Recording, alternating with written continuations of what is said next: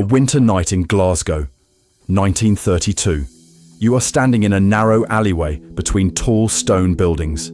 The sky above you is glowing orange. Not from streetlights, but from a giant iron foundry nearby called Dixon Blazers, burning through the night. You can hear the clang of metal from streets away. You can smell the smoke in the cold air. Behind the wall next to you, a family of 7 is sleeping in a single room. 30 people share one toilet on this stairwell. 40 share one tap. This is the Gorbals, one of Europe's most densely populated and notorious slums. And using advanced AI techniques, we have taken real photographs and engravings from this era and transformed them into the vivid scenes you're watching now. So you can see this world the way it actually looked. In this video, you will meet a world boxing champion born right here on these streets. A future Oxford scholar who grew up with almost nothing and a community that held together through one of history's toughest decades.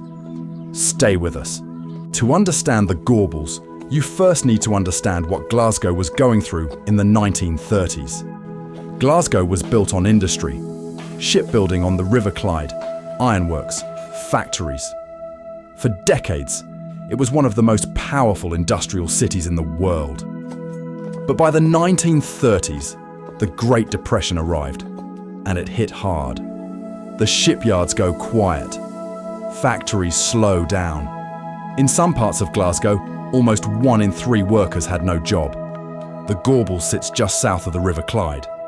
Cross the Victoria Bridge from the city centre and you are there in 5 minutes. By 1930, roughly 90,000 people were crammed into less than a square mile, about 15 times the density of a modern housing estate. To put that into words, you can picture. Imagine your whole town, squeezed into a handful of streets. Most people in the Gorbals live in tenements, tall stone apartment blocks, 5 stories high, divided by narrow alleyways called closes. The most common home is called a single end. 1 room. That is it. 1 room where a whole family cooks, eats, sleeps, and raises children. Records show that in parts of the Gorbals, only 3 homes in every 100 have a bath. The toilet is shared by every family on the stairwell. One man who grew up here later wrote that the floorboards sometimes gave way under your feet, and that rats moved around as if they owned the place. The backyards behind the buildings are bare mud and crumbling walls, sometimes used by small workshops doing the work nobody wanted near them: rag sorting, grease making. Families of 6 or 7 people sharing 1 room is not unusual. Children sleep in shifts, and through all of this, it is mostly the women who hold everything together. The floors get scrubbed, the children get fed.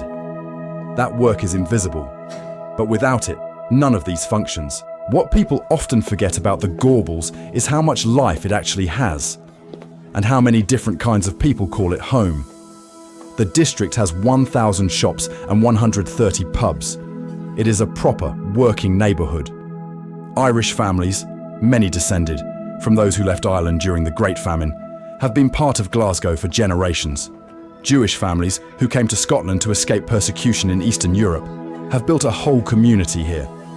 Italian families run the ice cream shops and the chippies. Yiddish, Scots, and English are spoken on the same street.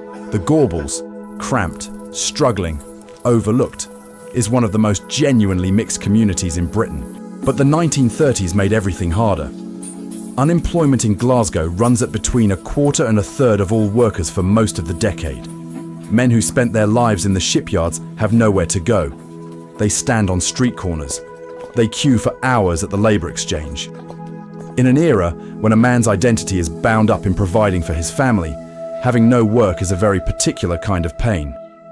Women pick up the slack, taking in laundry, selling at markets, working wherever they can. Children run errands for a few pennies. Every penny is counted. In a Gorbals household in the 1930s, hunger is not abstract. And here is where the Gorbals surprises you. Benny Lynch was born at 17 Florence Street, right in the Gorbals, in 1913. He learns to box in the travelling fairground booths that move across Scotland during the Depression. On the 9th of September 1935, he steps into a ring in Manchester and knocks his opponent down 8 times in just 2 rounds. A few streets away, a boy named Ralph Glasser is doing something quieter. Son of Jewish immigrants, his mother died when he was 6, and his father struggled with gambling. Ralph works long hours, first in a barber shop, then in a garment factory, and studies every evening at the Mitchell Library, teaching himself whatever he can find. By the end of the decade, he wins a scholarship to Oxford. He cycles 300 miles to get there. 2 men, same streets.